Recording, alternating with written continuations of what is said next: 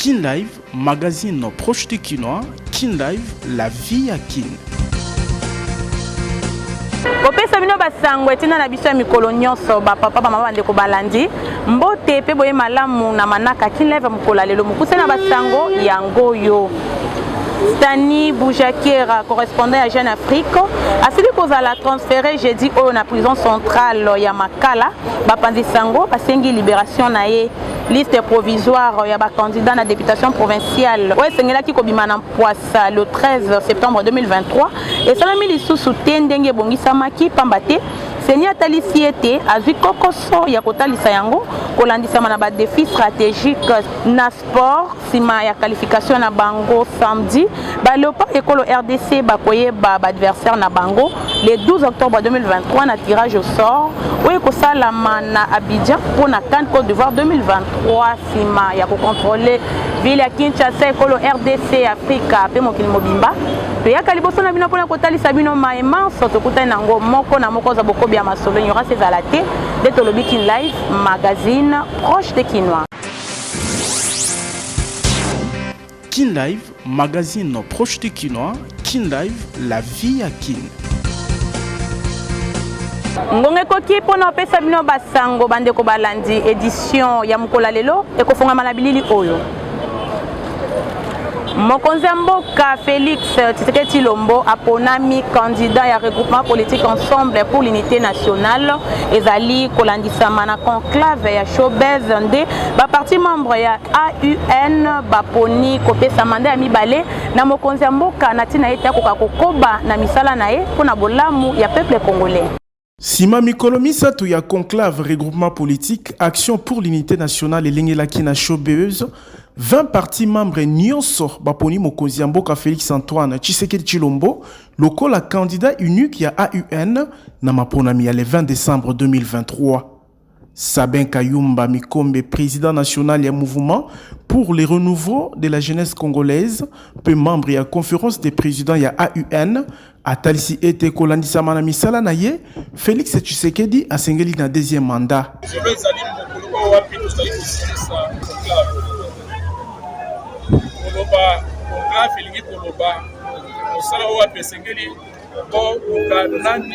oyo akoki kozala na destiné ya peuple congolais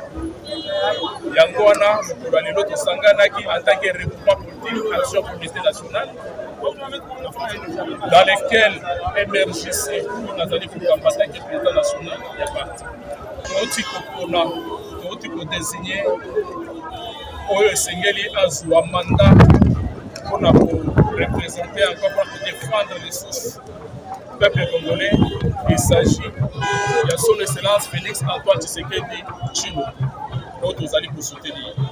Na esengo ya kobimisa na mpoasa candidat ya AUN na maponami mokonzi Mboka ya décembre 2023, Jean-Jacques Panga, coordonnateur ya regroupement, pe ba leader ya mangomba politique, membre basalaki carnaval kobanda na Showbez na avenue Mojiba, kino na place royale na boulevard du 30 juin na commune ya Gombe. Tolobi Tiboko Yoka. Ba membre ya IDPS Tshisekedi pe ya INADEF babengami na bomoko pe kotika bopotani mbela ezali ya vice premier ministre ya intérieur pe sécurité Peter Kazadi oya talisi eteneleko oya maponami esengeli kozala bomoko pona kopesa deuxième mandat na mokonzi Mboka. Na mobembo na Lubumbashi, vice-premier ministre intérieur pe sécurité abengi bakambia mangomba politique IDPS pe INAFEC ya kosuki sabo potani pe bitumba oyo ba membre na bango basala kana ituka ya Okatanga. Ezalaki na liyanga ni maître Peter Kazadi Akambaki na sali ya banke ya gouvernorat na Lubumbashi wapi gouverneur Jacques Yabula molandi na ye pe ministre provincial ya intérieur bazalaki pona Peter Kazadi Gabriel Kyungu Wakumwanza pe Etienne Tshisekedi babundisaki elongo dictature pona kokela IDPS natina kokotisa démocratie pe état de droit pona koloba ete IDPS pe INAFEC banso ba parti ya union sacrée basengeli kobika na kimia na ngambo na ye gouverneur Jacques Yabula abengi ba membre ya mangomba politique nyonso mibale na bomoko pona kobatela la sécurité etuka ya Okatanga pe na libaku oyo atelemeli bizeli ya kufutisa population mpako kozanga ndingisa. Nous devons préserver l'intérêt général. L'intérêt général, c'est la sécurité de la population. Donc nous voudrions qu'il y ait des problèmes, c'est vrai, dans toute famille, il ne manque pas de problèmes, mais que ce problème ne touche pas la sécurité des personnes. Que les membres des partis politiques, avec UDPS, commencent à tracasser la population, commencent à faire payer les taxes à la population. Et ça, nous, l'État, nous avons du mal à accepter. Bajalisi ya mangomba politique oyo mibale balaki kokomisa posa bakonzi na base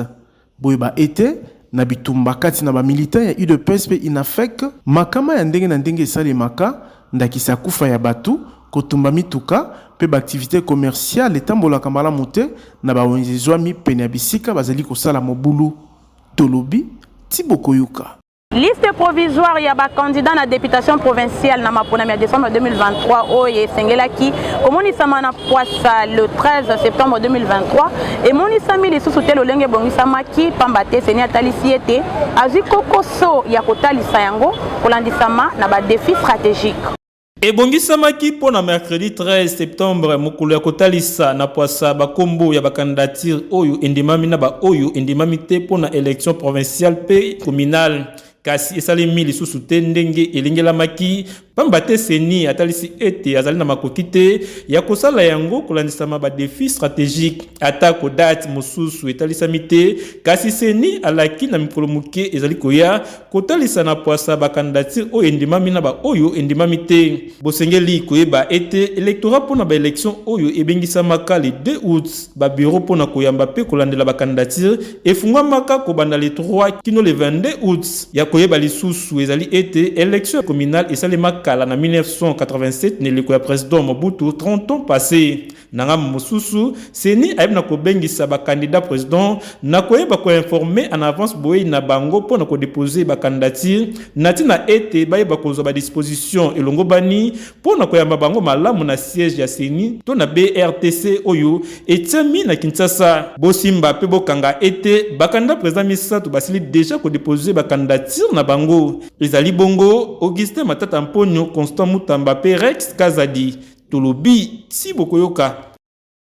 Mokonzi ya seni Denis Kadima aibina kosala visite na centre ya traitement national oyo ezwami na siège ya institution na commune ya Gombe na tina ya koyeba lolenge nini misala ya impression pe ya conditionnement ya liste provisoire ya ba électeur oyo baponami to bandimami pona ko voter na maponami ya décembre 2023 ezali kosalama. Pour se rassurer, ce qui liste provisoire ya ba électeur bandimami pour na voter na maponami ya décembre 2023 et kobima kolandisama na makomi ya mibeko nde ya motuya kat na visite mokonzi ya seni Denis Kadima Kazadi na bolandisami ya secrétaire exécutif national adjointe pe quelques directeurs baibaki na kosala na centre national de traitement o ezwami na siège institution oyo na commune ya Gombe. Na libako ya visite wana mokonzi ya seni aibi na kolandela lolenge nini misala ya impression pe ya conditionnement ya liste provisoire ya ba électeur to ba poni ezali kosalama. Secrétaire exécutif national adjointe aibi na kotalisa na numéro 1 ya seni Mambi Manso Matali lolenge nini misala yango esengeli kosalama wapi ekosengela nanu kobanda na kokangisa ba liste selon ma bureau de vote yambo liboso ya population ya Kikwiti mokonzi ensemble pour la République Moïse Katumbi Chapwe asengi na bango ya kosalela malamu bokonzi bazali nango na mapona mezali koya na tina ete bakokoso nyonso baza kolandisama na mission azosala na bituka nyonso ya ekolo Congo démocratique pour la redynamisation pe mobilisation ya lingomba politique ensemble pour la République azokamba Moïse Katumbi Chapwe asolaki na etuluku ya bana ya Kikwit na etuka ya Kwilu oyo ata kombula batikalaki na banda kote liboso na bango chairman Moïse Katumbi Chapwe atalisaki ete ni wana ye ekolo Congo démocratique etungisami makasi na bankokoso ebele oyo esengeli ebongwana na lombango pe parti politique ensemble pour la République elongo na ye moko bakotika bango bongo te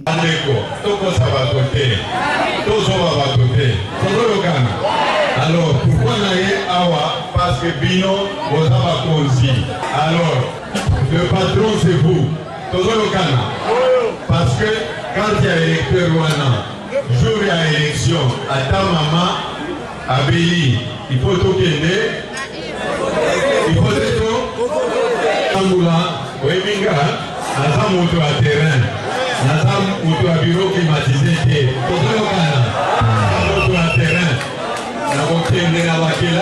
kotala makambo souffrance ya bana na biso nakokende na cité mpo natala babalabala nyonso nakokende kuna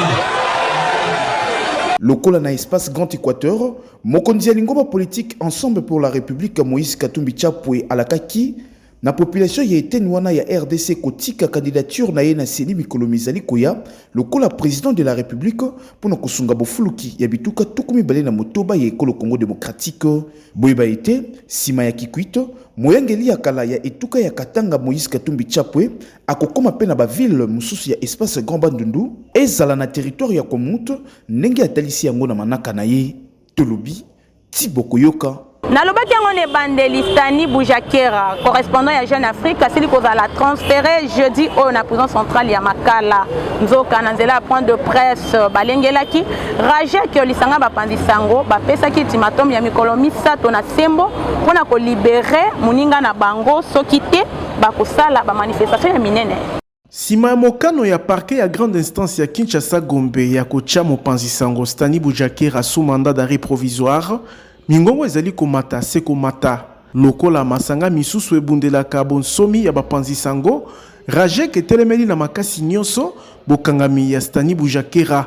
na nzela ya communiqué o litangi esalemi na Edmond Izuba mercredi oyo Rajek esengi libération ya moninga na bango. Placé dans des conditions carcérales précaires et dégradantes,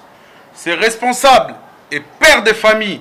continuent de croupir après avoir été transférés au parquet de la Gombe.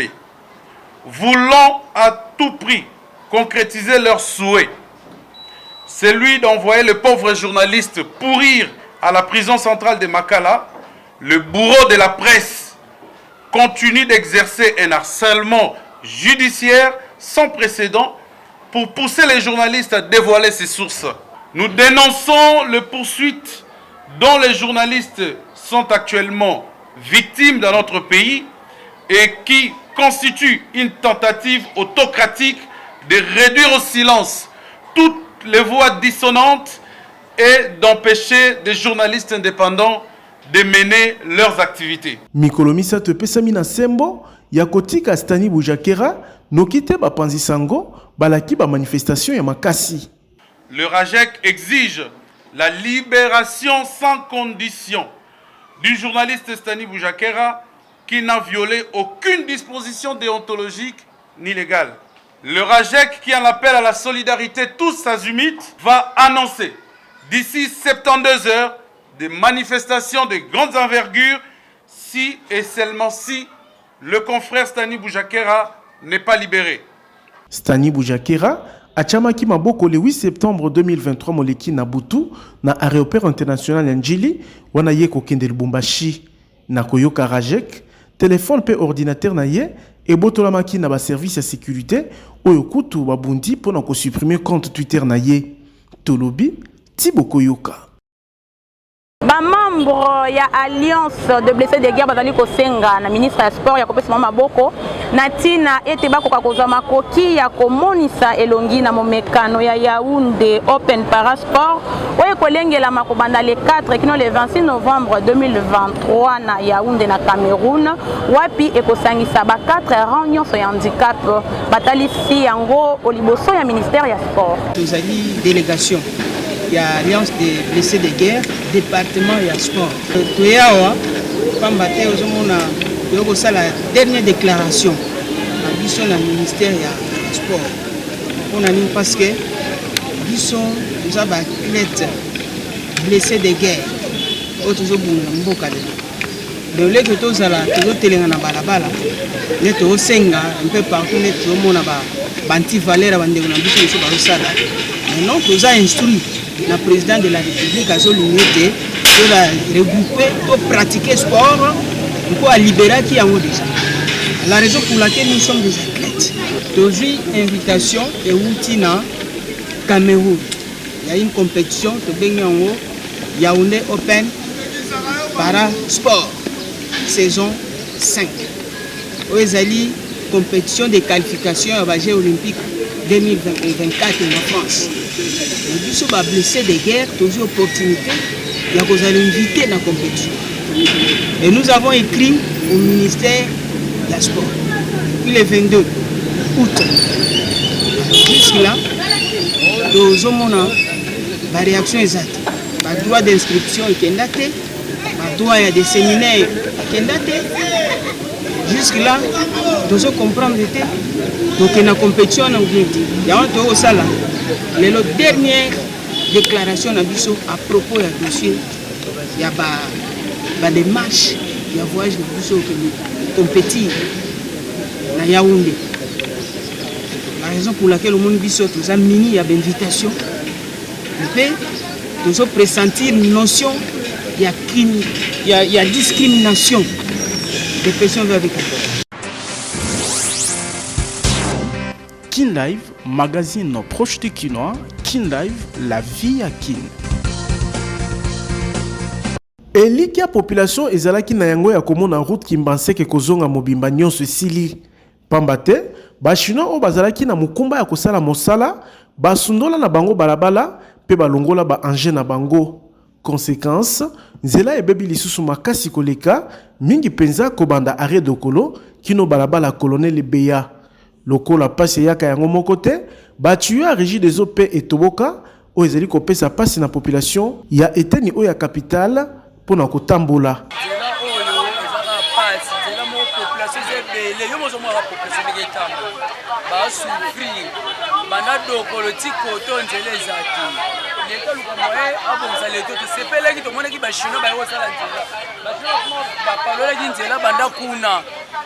Kiba matiti likolo kuna kota kola beya mais les ministres au monde ba chinois bazwa ba biloko na bango nyonso bazongi sango oto ko sala te ba pesi sombongo te ba ba souffrir la mai résidezo ba chop on ba les ama ya résidezo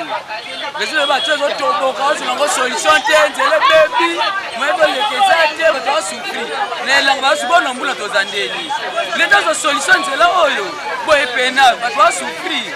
bonne connaissance ya akala mingi te mula mwezo bande za passe kwa na biso population nyokama route Kimbanseke ebandi na balabala Kimbuta koleka Sainte-Thérèse pe ekenda kino cimetière ya Kimbanseke bosenga ya population ya eteni oyo ya Kinshasa ezali bakonzi basunga misala esalema pamba te soki mbula enoki bakokota lisusu na pasi makasi tolobi Thibaut Koyoka. Kin Live, magazine proche de Kinois. Kin Live, la vie à Kin. Cabinet ophtalmologique ya fondation na SOP ASBL na commune na Gombe bazali kosunga babeli nyonso ya miso lingozwa exactitude na kana yo ardo ezali se moko fondation na SOP ASBL. Nani alobaki ete na Kinshasa cabinet ophtalmologique moderne ezalaka te soki bokanisaka ete mpona kobikisa maladi ya miso esengeli kokende na Suisse, Afrique du Sud to pe Inde boyeba ete kobanda lelo fondation na SOP ASBL ememeli biso en plein centre-ville na commune ya Gombe mubange na cabinet ophtalmologique moderne oyo ezali na bamatériel ya nouvelle génération bokomona nulle part ailleurs ndakisa lampe à fente tonomètre à air pulsé réfractomètre pe misusu kaka mpona kobikisa baproblème nyonso ya misu oyo ezotungisa bino ozala koko papa mama elenge to mpe mwana moke awa solution ezozwama mpe misu na yo ezongi mobimba fondation na SOP ASBL ezali na baservice organisé lokola consultation ophtalmologique na baspécialiste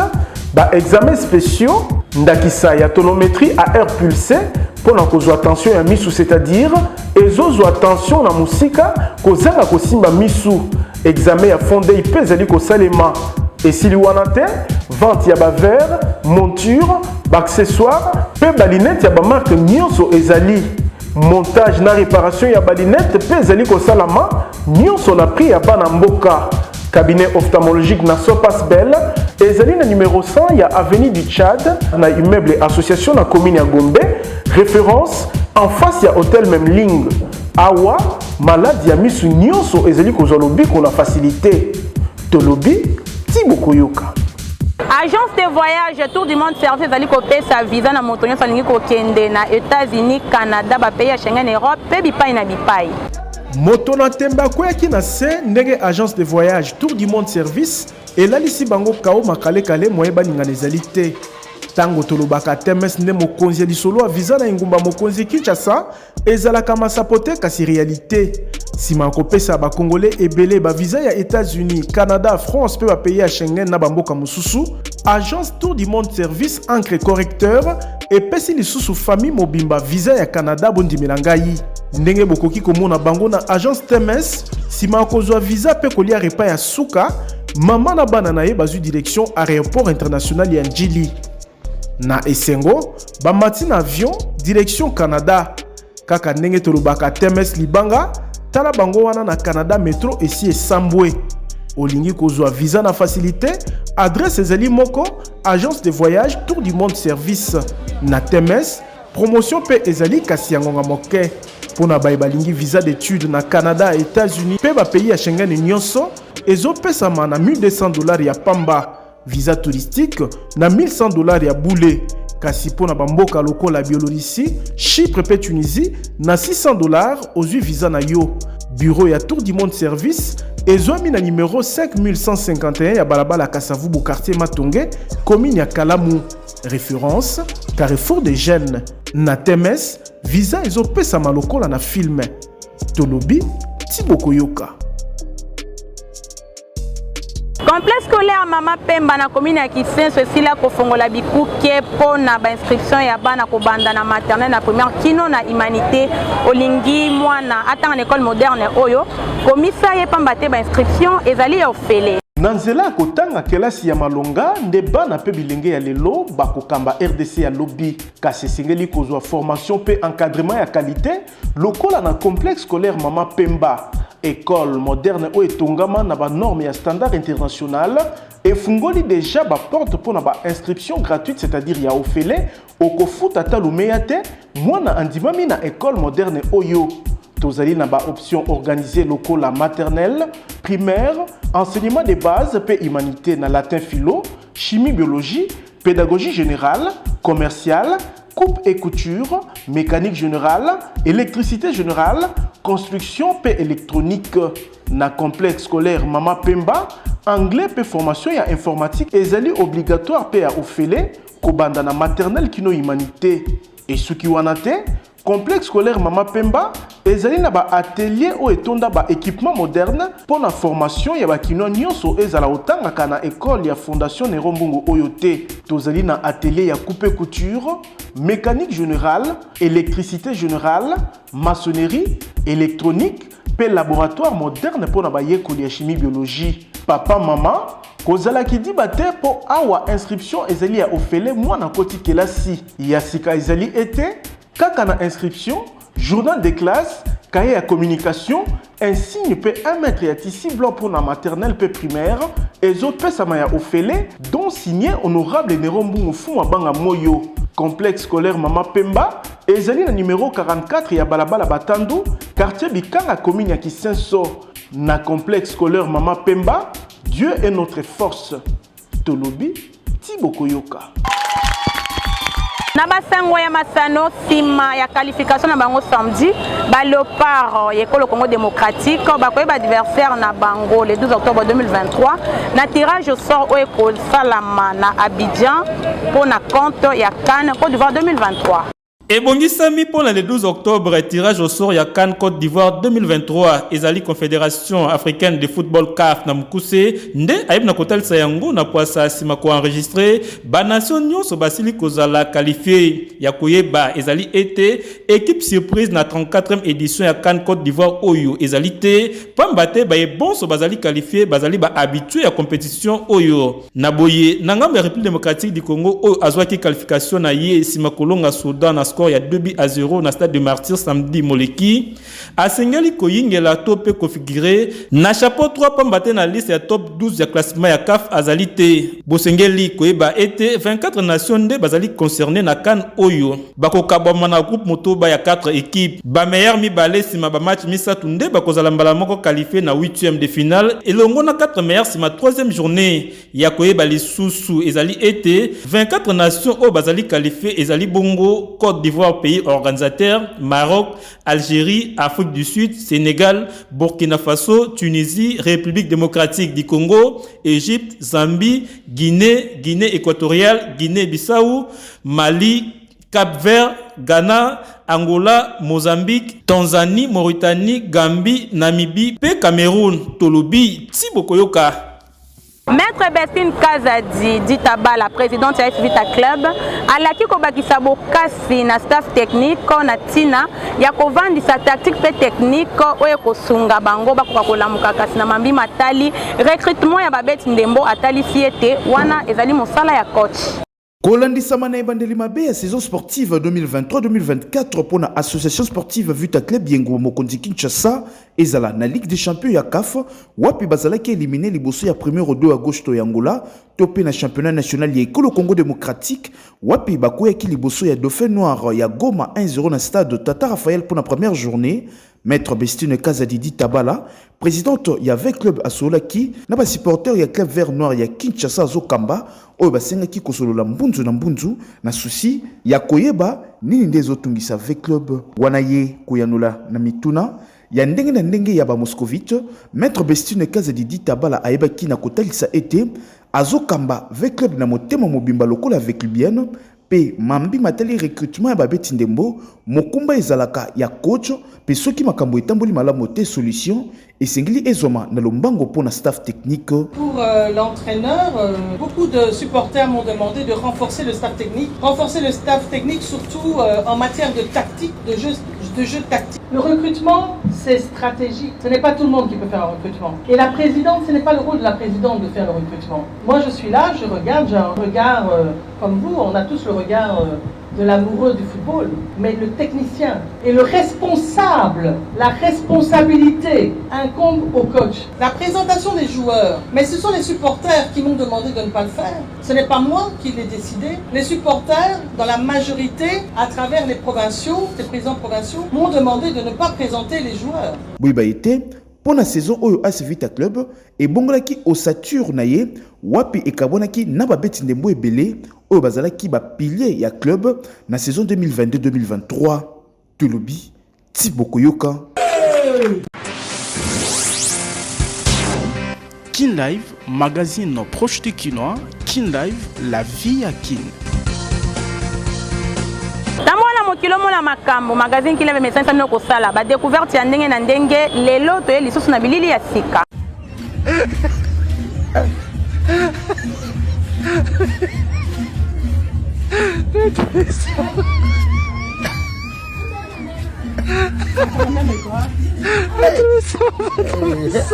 Pura cabeza.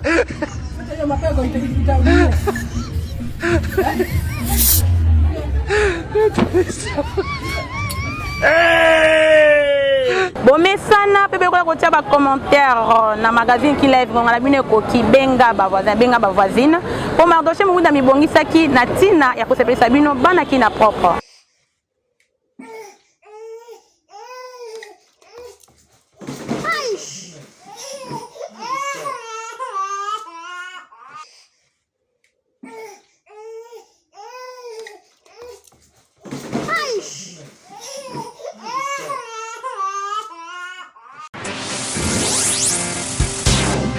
Kin Live, magazine proche de Kinois. Kin Live, la vie à Kin.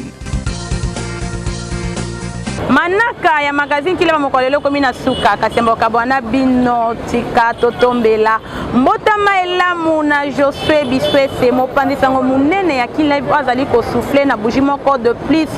na bomoi na ye balobi lelo tabande taba champagne de champagne pour l'anniversaire ya Josué Biswese Kin Live tombeli Josué Biswese mbotama elamu tobosani pete Josué appelé Zongola azali ko souffler de bougie moko de plus na bomoi na ye Kin Live tombeli Josué appelé Zongola mbotama elamu totoni bino botondi na kombo ya Fabrice Bengo na sima ya caméra na édition ya Temitingi nyonso na bokambami ya cordon Kadafi Mbumbudi tokutani mbala sima pona masolo ya sika.